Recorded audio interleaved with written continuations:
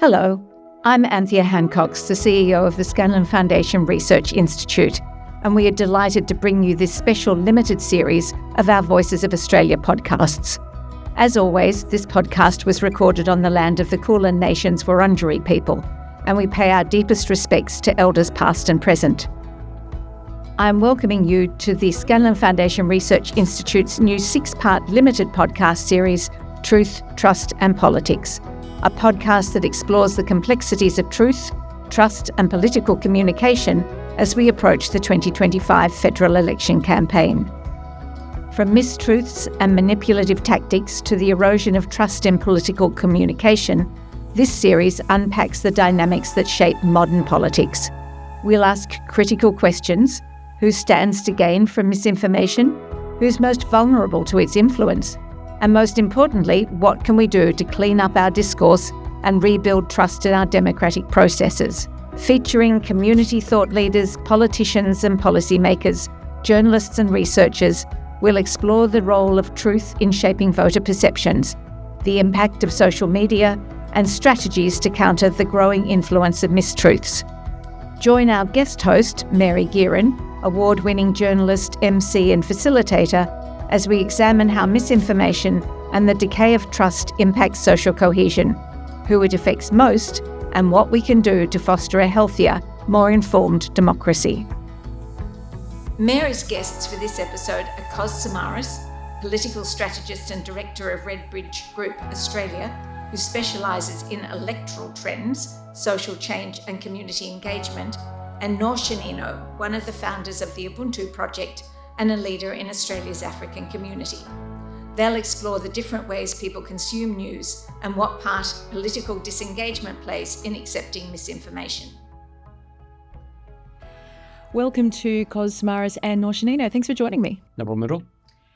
I'm going to ask you both, can you think of a time when a mistruth was propagated with the cloak of freedom of speech, and what you think the effect of that was? I've got two quick examples. One is from quite a while ago, post-September 11, growing up as a young Muslim man in Australia. I remember going to school, back to high school the morning after, and being asked by teachers and other students, when I think I was one of two kids of Muslim faith, what do you think of this? Do you support this? Is this something you would do when you grew up? And so on. And the really terrifying thing was that I had no answer because we never discussed this. This was not discussed at the mosque. My father never had this discussion around the dinner table. But that kind of continued on because then it was how the media kind of was talking about what I perceived as me and my family. And I remember there was one specific panel show, news show, that had an episode titled, Is Islam Compatible with the West? And I understand that there was a lot of fears and where they were coming from. But as a young Muslim boy grew up in this country, when you see that on mainstream TV, that's just another way of telling you you don't belong in this country. And what opportunities are you going to have? And how are we going to talk about dreams or hopes or ambitions or career and things like that. And so, I think that was one way where the media really sort of, and that obviously continued for a number of years with the wars as well and things like that. They just carried it on for all of my young adulthood. So taking a fundamental sort of mistruth and really structuring a whole worldview around it, that's what you saw in the media. Yeah. So we hear that. I've heard this so many times when I've interviewed young Muslim Australians over the last 12 months, that story, that is specific story. In fact, you've identified that was a point beyond which sort of a whole generation's views of, everything that talks about messaging and truth. Yeah. Place and belonging, and the way they were treated when they were growing up. And so when I try to explain to the media and politicians in terms of why is the Muslim community responding to what's going on overseas at the moment in the way it is, I said this is a manifestation of 20 years. A lot of young Muslims have not been allowed to feel comfortable in the country they've grown up in. And basically the issue, the conflict, simply poured petrol over a bonfire. And how confident, how prepared do you think this current group of parliamentarians are hearing that? How much does that resonate with this group that we've got? Yeah, the problem you have with the political class in this country, and I think it's a universal problem, is they don't live amongst the people they represent. So they would be completely unaware of that 20-year journey that Noor went through. Many other young Muslim Australians would be completely unaware of that background, and so they will try to fix their political problem by doing a couple of things which we've seen them do to this day. And none of them are effective because they're not really addressing or acknowledging why there's such emotional response to the conflict in terms of how Australia has responded to it, right? It's lived experience is so important. What do you think about that, Noel? I think it's absolutely, I agree completely. It's 100% right. I think there's a flip side to that as well, where in some areas, yes, we've become really passionate and driven, but in a lot of places, we're just completely disconnected. Yeah. And voting and politics and what happens at the heights of the political elite, as you said, the political class, it's just we feel like we're not part of the society in the first place, so why should we care? And that it's not something that we're invested in, honestly, because we already feel like we're not a part of the mainstream society as it is. And that carries over into a lot of ways. I'll give you a simple example. Not long ago, I was sitting with a group of about 25 men, some of them married, have children, working. And we just asked, how many of you are registered to vote? And it's only me and one friend, and all of the rest were not registered to vote. And what young people are told at the age of 16, 17, I hear it all the time, is make sure you never register to vote. And the assumption is you're not going to vote anyway because these things don't affect our communities. And so you're just going to get fines every year. And so do not register in the first place. And here's how you avoid that. The biggest so in the Victorian state election in 2022, we had the lowest turnout since 1943. Mm-hmm. And then when you look at the data as to who didn't turn up, it was diverse Victorians in diverse areas in very significant numbers. Yeah. And yet at the same time, we have the rise, as you said, the flip side is some re-engagement, even activism in this space. How do you see that manifesting itself in the community, Noor? And then I'll ask you, because how significant it is, but how do you see it? What sort of activism is it? Is it a good type of activism? Is it healthy? Is it what you want to see out of this? Yes and no. I'm talking about politicians. I'm giving you a politician's answer. But yes and no. I think in one way it makes people very susceptible to fringe politicians, to conspiracy theories, and all of those kind of things. On the other side, there's a lot of people, and I think it's sort of the ones a bit younger than my generation that kind of didn't go through that sort of post-September 11 transition. Just this is the reality we grew up in. And they've been very active, whether it's on social media. We've definitely seen it with the Gaza conflict and the activism that they've taken on. I've been to a couple of events where they're even talking about the power of using the social media to make positive change and putting pressure. We've seen it through a whole bunch of, for example, boycotts that now even I see young children in my family being like, no, we just don't go there. We don't buy there. And it's something that they're very, very aware of. I've seen websites come up where you can put in a business name and it kind of tells you, who they support, where their money goes and things like that. These are things when I was younger that it was fairy tale. It did not exist. And this is all driven by young people, a lot of them under the age of 25. I recently saw also in the last election, and you probably know this a lot better than me, but Australian Muslim votes matter. I remember when I saw a guy wearing the T-shirt, I just sneakily took a picture. I'm like, I didn't know what it was, but I was just like, I need to read about this. But just the fact that there are young people, again, it was a lot of young people involved in that and volunteering with those things. So yes, there is obviously the negative sides, but I think there's a lot of people that are utilizing technology and kind of saying, okay, this is the status quo. We can do something about it now. It's a response to making a society, making a group of people feel that they're invisible. And we saw that in the US, right, where what Trump has done successfully in that country is, for right or wrong reasons, convince people that they are now visible and back in the political discussion. For Muslim Australians, particularly the young Muslim Australians, I think they, your background, your history would have made you feel that you're not part of the Australian public discussion, and therefore you're just out in the background. Hence, the reference about people not choosing to vote or get involved in our democracy. Flip side, the Gen Zoomers now, the Gen Z, go, yep, we're invisible, and we're going to make sure our voices are heard. And so they've jumped over, and we could see that in other democracies around the world where there comes a time where people just go, no, had enough, and I'm taking action. And they've got tools at their disposal to do it. And I think we'll see at the next federal election the fruits of that. The flip side to that, of course, is that you've got certain parties, and when I say parties, I just mean certain people within the political system who will want to make other anti-diverse people seen, heard as well. And you've got that identity clash at that point where one side will be trying, or one certain group of people will be trying to weaponise that as well. Do you see that looming for, Australian election? It's pretty hard in Australia to do that. You can pull it off in some states like Queensland, where it's fairly monocultural. When I was getting ready for the ABC telecast for the Queensland election, one thing you do is you go and look at the background and the history of a state, because how it formed and how electorates have formed and suburbs have grown is very important to understanding how people vote. And one thing that struck me is how monocultural the place is.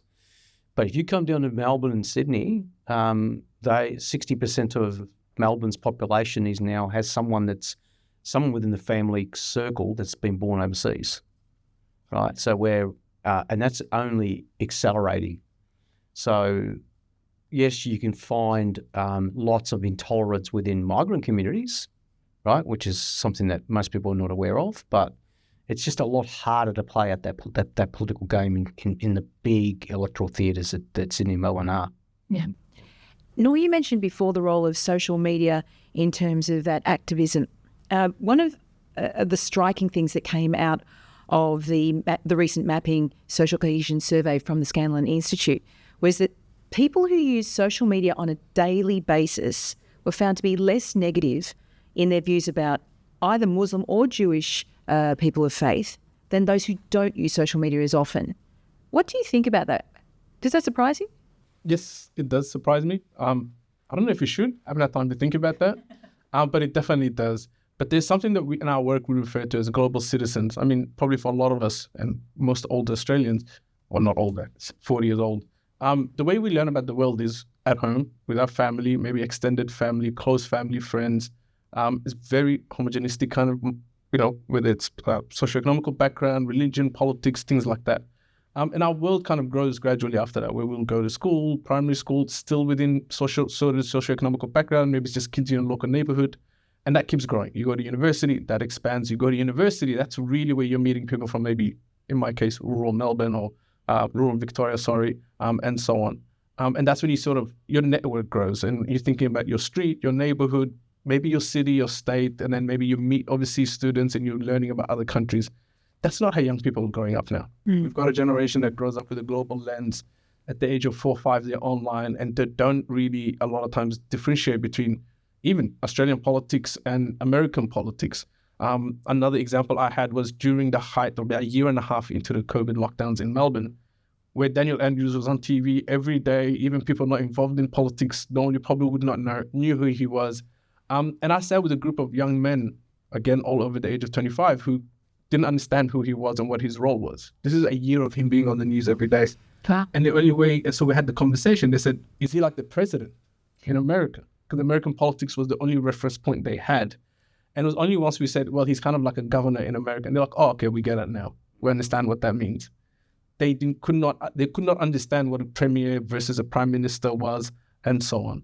And so to say that that's how they grow up, that's how they look at things. I sat with a group of young African Australian men, young boys, teenagers, and somehow the police came up. I think we were talking about organizing community event and police presence, and they said, no, we don't really, what was the word they used? They're like, no, they're kind of the enemy. Use terminology. And I said, oh, this is a good way for me to start talking to them about their perception of the police.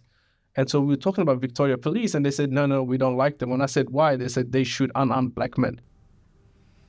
Right. Which is, I have my own sort of issues with over-policing and targeting of certain demographic communities and cultural communities in Victoria and so on. But that's not the issue here.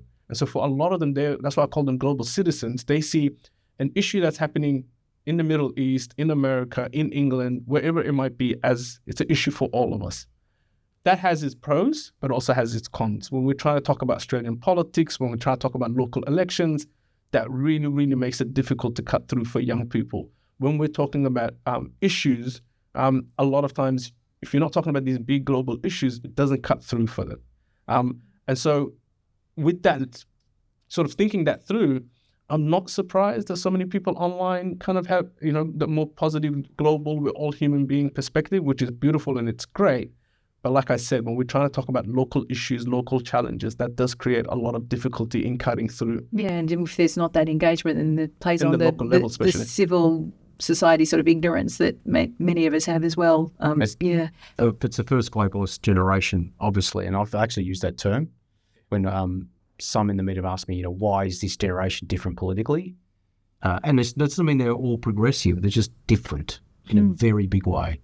And it's because of exactly the point you've just made, which is, they're from the time they could read and write, there's an iPad in front of them, or there's a TV in front of them, or there's a computer in front of them, there's the phone in front of them where they can actually connect to the rest of the world. And they don't have these boundaries that us older Australians grew up with. So, yes, this is why what happens in Gaza matters, because it is the same. It's just like them objecting to seeing black men being shot by police officers in the US. It's the same. And that's you look at the way you look at the views of very, very popular podcasts from the US. Significant numbers come from countries like Australia, not particularly much young people. Yeah. So this notion, and that the findings of the Scanlon Institute survey need to be drilled down into. There's a lot of complexity in this area, particularly because social media platforms are always changing and the regulatory aspect is always changing. But the notion that social media might be a positive force, if you like, through that, versus its negative force when it comes to promoting the conspiracy theories and so forth. What are your views on that at the moment, Cos? It's the way young people in particular have been able to socialise and grow as human beings. I mean, it's fundamentally, I think the politicians' response to this problem is one of complete ignorance in terms of how important social media is in terms of allowing them to be connected to that global community that they actually know about, want to belong to, learn about, read about, and for the political class to turn around and say, right, no, it's no good for you. This shock to these young kids will be significant. You are going to shut down their entire way of knowing and living, and it is a catastrophic mistake. And they will pay a political price for it. And just drawing it back into the theme of what we're talking about, do you believe that any restriction on social media for kids will, in fact, lead to them being exposed to more misinformation or disinformation? Or does it not help that part of it? Well, what it will do is it will teach the next generation how to get around rules, right? And how to not trust figures of authority. Which is exactly the opposite of what 100%. we're talking about. It's exactly what's going to happen. What do you think, Noel? Well, I was going to jump in and say, do you think it'll work, first of all? Yeah. Which I think it might be, forbidden fruit. It might attract a lot more people. I think a lot of people will see it as, the politicians don't want us to access the truth, right? And I think it'll just push more people to those fringe. And I think it will create a lot more issues. I remember my father telling me when he saw the first fax machine a long time ago. It was like the whole office, different floor, everybody ran out. The first fax came through, and my father remembers the manager looking at the other manager saying, "This is going to change the world." Right? I mean, the fax machine didn't. But for them at that time, that's what it was. And it just took them a while to understand. And the only thing they were using it for at that time was to get a copy of passports when they were picking up executives. He's working in the Middle East at the airport. So at least they would know what they look like, not just holding up a name flag. And I say all of that to say, I don't think we fully understood social media and the internet. I don't think we can get rid of it. I don't think we can get around it. There's a lot of benefits in it. I think what needs to happen is we need to have a more nuanced conversation around how it's used, how it's was going to say policed, but it's probably the wrong word, parent controls. I think parents really, really need to think about it and really understand what some of those risks and threats are.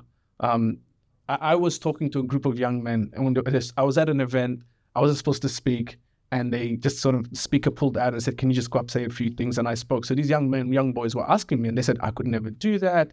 They were talking about they've seen me speak a few times, and I said, it's just something you practice. It's something you kind of rehearse and go through. And I thought, this is a good opportunity to talk to them about confidence and public speaking. And so I said, tell me of a time when you've gone up and spoken to someone you don't know. And they said, what do you mean? I said, just tell me of a time you went up to someone and said, like a friend. I said, no, someone you don't know. And they literally turned and next looked at me and said, why would we ever do that? And I had to pause for a second. I was like, was that being a creep? Is this normal? I questioned myself. And then I said, well, how do you meet people? And they're like, online. And then there was a whole protocol around how they did it, which was, I'm like, oh, you just send a DM. And they're like, no, you will like a certain number of pictures. And then you wait for them to like a certain number of pictures. I said, then you message. They're like, no. They're like, then you like a couple more pictures. And then it goes back and forth. And then you can start a conversation. So they've got their own like communication. We talk about like they don't have interpersonal skills, or it's just that it's changing. It's changing. They do have these skills. In fact, they've got this kind of sense that they kind of make up on the spot, this code that's being, this is the point I made, that we're talking about young Australians who've grown up, who've learned how to socialise and communicate with the world around them with these platforms. And then you have a generation of politicians who actually grew up with a fax machine, making up rules for them, right? And it's catastrophic. Yeah. So let's flip to talking about the traditional news outlets. How much do they still have a role in combating disinformation? What would you say about their influence or their efficacy? You go first. No, you're bursting to go, Cos. Do you want to go first? Well, I was going to say, in which group? In which group? Yeah, that's a good point. Because I come from an African-Australian background. That's where a lot of my work is focused on, especially those in Victoria. I can't tell you the last. I haven't had a TV connected, like an antenna actually connected. I watch free-to-air TV. Maybe the footy here and there. Sometimes when I can't get my app to work. I can't remember the last time I listened to the radio. It's podcasts or something off my phone when I'm driving. I can't remember the last time I read a newspaper or any of those things. I go online, and again, going back to global citizens, like www.bbc or www.CNN or whatever it is I'm reading. I don't personally even consume, now that I think about it, compared to when I was younger, not anywhere near as much as Australian media as I did. Never watched Home and Away, never watched Neighbours, never watched any of these shows. I'd like to point out, I think that Home and Away and Neighbours were disinformation of a different sort. But yeah, please. But it's also the lack of representation. Of course. And so what group of community are you talking about? They are the ones we talked about post-September 11, all our lives, myself, who were never really part of Australian media, never really trusted it. A lot of young people. I've seen time and time again where someone will say something, and if you say, I got it on TikTok, they'll believe that more than I watched it on channel whatever. Wow. I thought, well, we know the media lies. That can $270 million the free-to-air channels lost last year. In advertising revenue? Advertising revenue, and that's going to get worse. And that's because anyone under the age of 60 now uses streaming platforms a lot more. They're not real big consumers of free-to-air. I get frustrated when I hear some of the media report on each other with regards to, for example, the ABC's ratings on certain radio stations. And I just say, well, the type of person that would listen to the ABC format would be someone who's interested in deep content. Well, that's the growing market for podcasts, right? So they're just moving over to podcasts, long-form conversations. You could see how Trump was able to embrace that, right? Where Harris ran a campaign that was tailor-made for boomers, and he ran a campaign that was tailor-made for millennials and Gen Z, because he went on all the popular podcasts, Rogan, Sean Ryan, a whole bunch of other ones as well. And, his political opponents say, well, they're all right-wing podcasts. Well, if you look at the people that engage with those platforms, they're not right-wing. It's quite diverse. And so, the world's changing drastically. And so in that circumstance, you've got drastically lower numbers looking at traditional news outlets. You've got erosion of trust in institutions, governments, academia as well. How do you then have effective strategies to counter disinformation if the trust in these institutions are gone? I know it's a big question, but what are your thoughts, Snor? I think a couple of big ones. One is you've got to go where they are. We work with a number of services, some government, some independent, that are working with young people, but they're talking about the promotions not cutting through or things like that for events and stuff like that. And then when we ask them, well, what are you doing on social media? They're like, oh, we're not allowed to be on social media, or we're not present on social media. Or you go on there, and again, they've got somebody my age who doesn't really use social media running their comms team.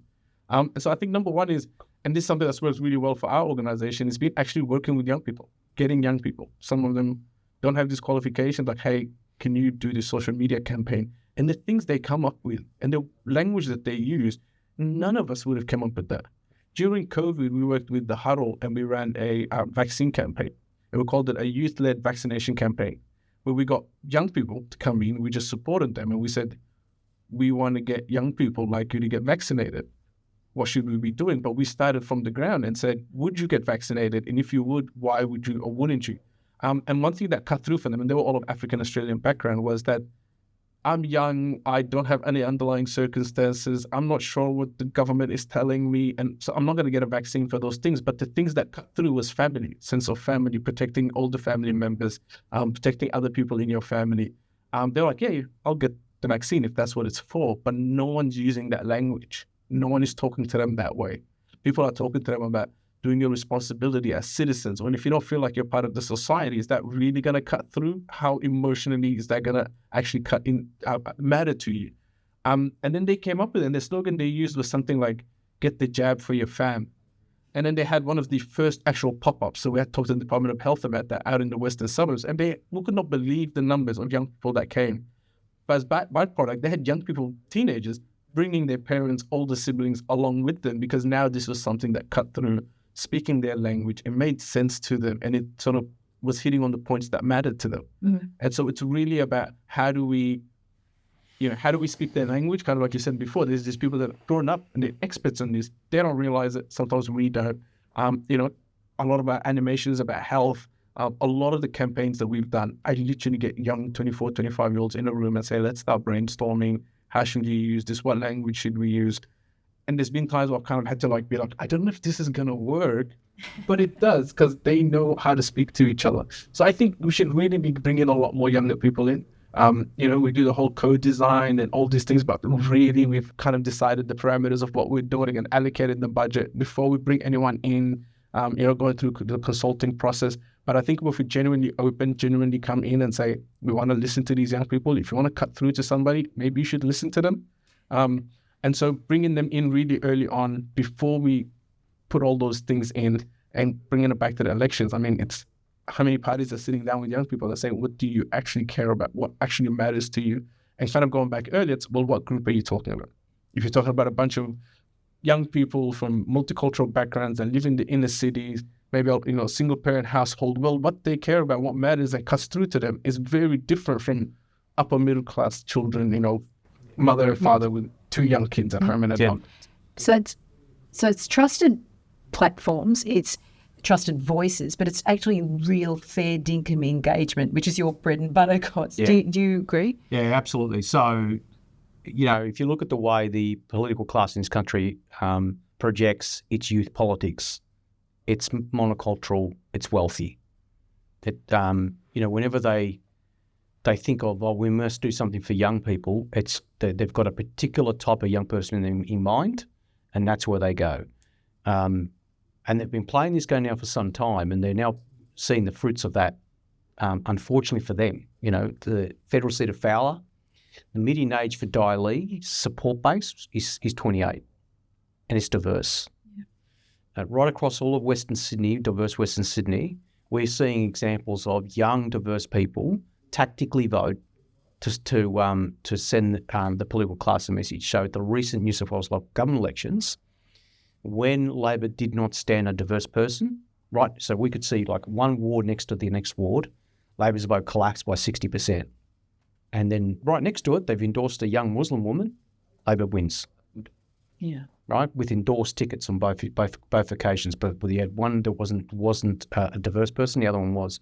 So they're quite savvy. And just using your the COVID example is initially when we were looking at diverse communities' response to the COVID problem, there were a few people that we were interviewing at the time that said, "Oh, it's not our problem." And we said, "Why it's not your problem?" Because all the advertisements tells us that it's white people who've got COVID. So, right, that's. We learned such a lot out of COVID. I'm not sure that the lessons stuck, but if you were looking, the lessons were so much there. So taking it full circle, you're both talking about people feeling heard and engagement with them in messaging, but also through representation in government. And is that therefore the long way around to getting a more truth-oriented society where people start re-embracing the idea that there is such a thing as truth, there is such an idea as, we should fight against misinformation. I'm not sure how much either of you think that horse has bolted and we're just going to think differently for the rest of our lives in terms of, other than when I grew up, when a fact was a fact and science was science. And the news was the news. And the news was the news. Yes, I just think there's a way back. I don't think it's a matter of... I think America is very different. Yeah. I think America... Again, I think we're importing a lot from there, but I think in America, it's like you almost, to even have, like we all hear swing states and so on. Now, we do have votes that are a bit more like that here. But I think because so many young people, especially from multicultural backgrounds, have not been engaged in politics for so long, the way I would, probably put that forward to a lot of these politicians are, those are votes that you can pick up if you're willing to do the work, right? We've got a very big young population. You kind of talked about the numbers. There's many more young people coming through. I mean, what's the electorate going to look like in 10 years or, whatever it might be? It's already the biggest cohort now. Exactly. So, and it's only going to get bigger. Yeah, wow. Yeah. And so, I think you can still win them over, but I think one thing I heard about with Donald Trump, a lot of young people saying was, look, no matter how crazy he sounds, at least he's being honest. And that sense of being honest... Or authentic. And okay, whether I like you or not, at least you're being straight up with me, especially in Australia. It's something that we really appreciate. With these young people growing up on social media where they put their whole lives out there, it's something that they really, really, really appreciate. And then, that kind of leads to trust. But also I think we need to quickly talk about what trust really means. Yeah. And I think in a Western cultural or Western society, institutional trust is really important. We trust that if I go to this hospital that, there's all this other stuff, protocols are in place and so on. But for a lot of people from multicultural background, it's a bit different. We come from countries where there isn't institutional trust, but trust is a personal thing. So it's, I trust you and you vouch for this, so that kind of carries over.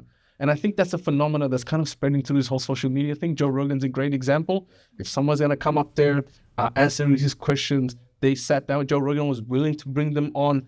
That carries a lot of credibility, even before you say anything. I heard Bernie Sanders being asked post the election in America whether he thought it was a mistake that the Democrats, especially Kamala Harris, turned down platforms like Joe Rogan and so on. And he said, yes, he said, I've been on there. This is where young people are, whether you like it or not. You can go up there and stand on your talking points and push back if you need to. But you need to be there. Otherwise, you just don't exist in their sort of perception. So I think Australian politics, they've got an opportunity to kind of realize that there are a lot of votes that they could win over, but they're going to have to work for it, for all of the points that we've talked about, and so many more we're probably not going to have time to get into. Authenticity is the actual, that goes on what Noah was saying, is the authenticity is the absolute critical ingredient here. And it's the power of those platforms that we've just been talking about, like the Rogan Show and others, is that you have, like, Trump was on there for 3 hours having a conversation. No sound grabs, just a conversation. And then there were glimpses of humility. There were glimpses of self-perception, what he would do if he was going to lose. And that, to a young person, is, I think he's a bit crazy, but he looks normal to me. He sounds normal to me. Versus then they switch on their to a different platform and they look at Harris, scripted lines, interviews. I mean, they used Oprah Winfrey, which is, a format that baby boomers, grew up on, not this generation. It's so interesting to me how you put that, Nor, about that person-to-person thing, and because you would have seen this as well, journalists tie themselves up in knots with the idea of who's getting the power. If it's not the media institutions or the governments or the trusted establishment voices, it's like, how can this influencer have so much power? How can this person who's not a journalist have this much power? This is part of a sort of an existential freak out that I think journalism's having, but is part of that change, as you're saying, in terms of who people are actually trusting. Yeah, absolutely. It's a big one. And just quickly, on Donald Trump being on Joe Rogan, he spent half of it talking about UFC. Yes, he did. That's right. Correct. Which, how relatable is that to all of these, especially young men that I know in my circle? Same. And then they were showing, and even I remember the couple of videos that they showed me had nothing to do with his talking points. Like, oh, he said John Silver was better than, he brought up Khabib, so, and that's it. That became really, really important to them. But to take it one step further and to take these freaking out journalists a little bit seriously, could it go too far? Could you be handing this, not handing this power being amassed, evolving through institutions and individuals whose motivations we might not know, are not, regulated? Is there a danger in that as well? Yes, there is, but there is a bit different. I think, again, we're stuck in sort of, back in, our grandparents got the news from where? It was the newspapers and the radio, maybe, right? And they were things that took a lot of resources. It was kept by very few people. And so it was very streamlined. Whether it was the truth or not, it was very streamlined and factual, and there wasn't a lot of perceived back and forth on that. And so that's kind of where people say facts. I'm like, well, there were still biases, there was still propaganda, there was all these things happening. Our parents got their news a lot more from TV. We saw sort of CNN, BBC. I remember having a dish when we were younger. So we were watching like Al Jazeera when it was just in Arabic at the beginning. And even the difference between what they would show, how they talked about things, sort of Middle Eastern news channels compared to Western channels. What made the news, what didn't make the news was very different. But still, it was sort of, there's this person that's been on there for a decade or more. These, Brokaw and all these sort of famous people that, you hear people talk about, we could trust them. Now young people get it from the internet. They get everything. Medical advice, everything is off the internet. I see with these young people, 16, 17-year-olds, and everything starts off in, I saw a video, and then whatever. But it's also overwhelming because they'll sit there and they'll say things like, oh, did you see the video I sent you today? And like, which one? Because they've received so many videos, they've watched so much. One of the challenges we're seeing now, we're doing a lot of work with young artists that I've spent their whole life on social media, but they're struggling because they're not able to cut through that sort of whirlwind and all of those things that are on there. Sorry, I forgot what your question was. No, but that's like, it's an incredibly important point, because if you go, the period in which the media that our generation got used to is actually a bit of an aberration when it comes to human history. What human beings generally used to use was word of mouth, personal bonds. If you trust that person, you follow that person. If you look at the way nation states used to organise themselves prior to the, we're talking about the 1800s, it was all through those micro networks. And so I think we're going back to a version of that, but it's actually online, right? And I think the genie's out of the bottle and it's not coming back. That old world's not coming back. Yeah, it's still, and this is a whole other topic for a whole other day, but it's also deeply hidden in, some very obscure algorithms owned by social. Yes, that is fundamentally so that's the problem. Absolutely important point. Yes. But sorry, I was going to say also on that point, like I remember why I brought up the news and how we consume news. It's also that we expect it to be facts when it comes back to us. Like when it gets to us, like it's been checked, it's been vetted. I don't think that's the perception young people have now. Yeah. Where it's, somebody's opinion, that can be disproven tomorrow. That can be disproven a week from now. And they're okay with that. They're okay with hearing something today, and if a video footage comes out showing that Noor Shanil lied about this, then, well, that's the news today. But they don't, so you're saying they don't necessarily say, I heard that, so it must be true. They're not thinking that. They're thinking, I heard that, that's what that guy says. But they're open to be convinced. Right. Where I think if you go back, if somebody heard something from the news, it's like, no, that's what it is. It is like, this is why. And if you come and say something else now, then it's, well, you must be an idiot. This is why the misinformation doctrine that you hear from older Australians, particularly those on the progressive side, is a reflection of their old world, right? Where they don't understand that young people have got massive levels of skepticism, and they'll go, okay, that's what he's saying or she's saying, and then there'll be another point of view, and that's fine. The other bit, obviously, if it aligns with your prejudice, if you've got biases, and all of us do, then it's going to bite a lot harder. And it doesn't matter what you do from the other side of the political fence to try to stop that, you can't. Yeah. Which leads me to, I think, my last question, because I think we're running out of time, but I'm going to put to both of you. How do you combat disinformation in your own personal lives? What's your strategy? I don't know if I'm a good example, but I said to you before we started filming, I'm not on social media. Yeah.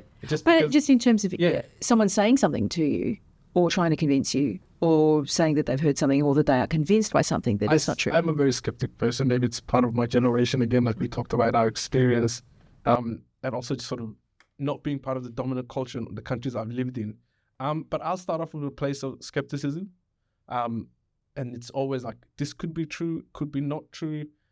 Depending on how important it is and what it overlaps with, my criteria for how much, I don't know if evidence is the right word, or how much certainty I need around it is slightly different. But I'll be honest, when it comes to certain like politicians, news, I'm a very skeptical person. If it's something that matters to me, if it's something that's important, I will really dig in. And maybe because I'm not overwhelmed by a lot of information on social media, that kind of cuts through. One thing I have found to be really important in our own work is just being sincere and being able to own up your own mistakes and your own errors. You know, part of our work, we sit around with a number of services and everyone will talk about how great their program was and how everything went well, but we look at the outputs, the statistics at the end. Well, some things are not working and we need to kind of be honest. So a lot of times I will try to be honest about our shortcomings and where we could have done better. And that seems to create a safe space where people are more willing. And is that sincerity part of also how you might convince someone, if you're trying to suggest to someone that they've got it wrong, that they've been duped in some way as well by a mistruth? Is that part of your response? Yeah, absolutely. Well, I'll sit there and talk about this, our own experience, really leaning into that.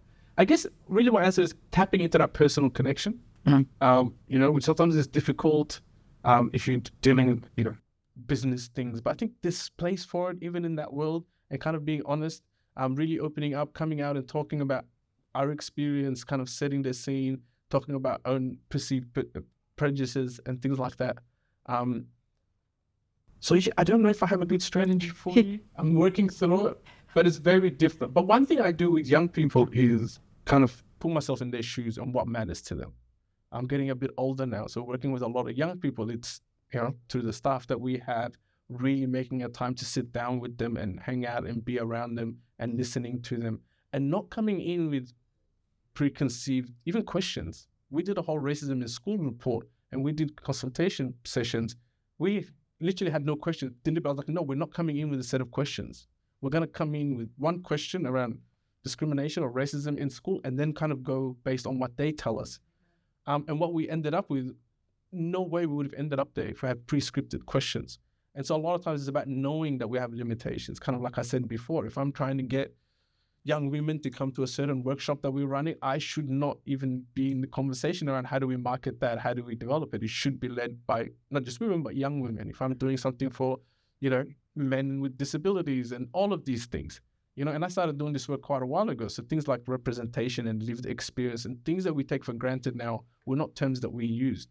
I remember getting laughed at the room when we were saying things like, if you're trying to work with young Muslim men, well, maybe you should have young Muslim men kind of leading the project or leading the sessions, being the facilitator, and generally being laughed at the room and being told, oh, that's not how it's done. But, you'll learn as, you get more and more into this work and the more time you spend in the industry. And a lot of people thought we were a bit crazy for saying these things. I remember the first time we ran a session, I came in, I was young, and I ran a session that was already pre-running for young African-Australian men. And by the end, this youth worker, had been a youth worker for 24 years, asked me if we could write a research paper on this, what now we would call peer-to-peer structure. It was like, oh, we got someone from the community to run. And I sat there and I just thought, this is not a thing that you do. The hard lockdowns in Flemington and North Melbourne, when the SAS afterwards said to us, we want to do a bit of a report on using community members as part of the emergency response. I was like, you don't do that. If you go to rural Victoria, there's a bushfire. It just seems like common sense that you have locals that have people's numbers, people trust them, and it's not. So I think about kind of all of that. I don't know how you put it into one response, but all of that. Personal connections, sincerity, being honest. If you want people to be honest with you, maybe start by you being honest and talking about your shortcomings and your putting that out there and creating a space where people are like, okay, we understand you're not perfect, but at least you're being honest and we can trust you. Because you're a stats guy, you'd be forgiven for leaning into using stats to try and convince someone of a mistruth. But we have seen that fact checkers and so forth don't necessarily work. What's your strategy? Yeah. So, I mean, stats for me are the numerical expression of human beings. This is what I do in my day job, right? Which is, there's a lot of stats there, but why are those numbers what they are? So, during, again, I'm going to use COVID as an example. I'm speaking to people of my generation, second generation Greek migrants who were very, very skeptical about what was going on. And, talking to them, just having long form conversations, knowing their backgrounds. One good example, a friend of mine, very skeptical, was not going to be vaccinated, didn't trust doctors. Why didn't he trust doctors? Well, because his sister 5 years ago died of cancer unexpectedly, and he thought that the medical system let his sister and their family down.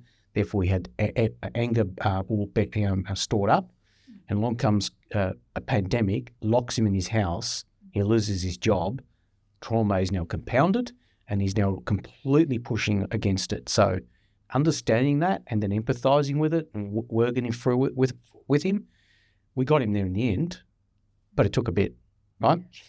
It's understanding that, and that person would have, from an institutional perspective, been a number in a stat, but there's such a deep history there, right? That if you've got to actually get your head around and work with to fix it. Yeah. This has been a fascinating discussion, and I'm sorry I have to leave it there, but Kosmaris and Oshanino, thank you. Okay, thank you. Cheers.